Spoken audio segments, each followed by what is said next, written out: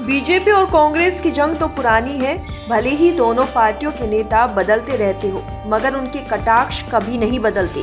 उन्हीं तेवरों के साथ लगातार दोनों पार्टियां एक दूसरे के नेता या मुखिया पर हमला करते ही रहते हैं। हाल ही में राहुल गांधी ने पुरानी दबी बात को हवा देकर बीजेपी को छेड़ने का काम किया है। राहुल गांधी ने हाल ही में पीएम मोदी की जाति को लेकर सवाल उठाए हैं। राहुल गांधी ने कहा है कि पीएम मोदी ओबीसी जाति से नहीं बल्कि तेली जाति से आते हैं। कांग्रेस सांसद राहुल गांधी ने पीएम मोदी की जाति को लेकर नई बहस को हवा दी है।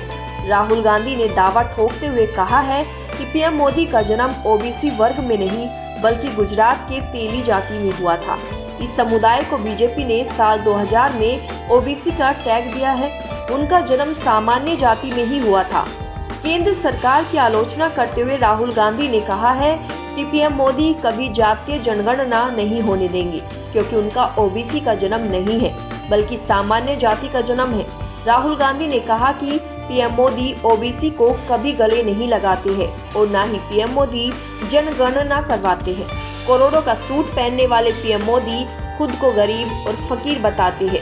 सुबह नई ड्रेस, शाम को नई ड्रेस और रोज रोज नई नई ड्रेस पहनते हैं और खुद को ओबीसी बोलते हैं। राहुल गांधी ने आगे कहा है कि मुझे बर्थ सर्टिफिकेट की जरूरत नहीं है। मैं सब जानता हूँ कि वह किसी किसान और मजदूर का हाथ नहीं पकड़ते हैं, वह सिर्फ अडानी का हाथ पकड़ते हैं। इसलिए वह पूरी जिंदगी में जाति आधारित सर्वे नहीं करने दे रहे। जाति जनगणना का काम कांग्रेस पार्टी और राहुल गांधी करके दिखाएंगे। आपको बता दें कि इससे पहले राहुल गांधी ने तेलंगाना में विधानसभा चुनाव से पहले दावा किया था कि अगर उनकी पार्टी सत्ता में आती है तो वे तेलंगाना में जाति जनगणना करवाएंगे।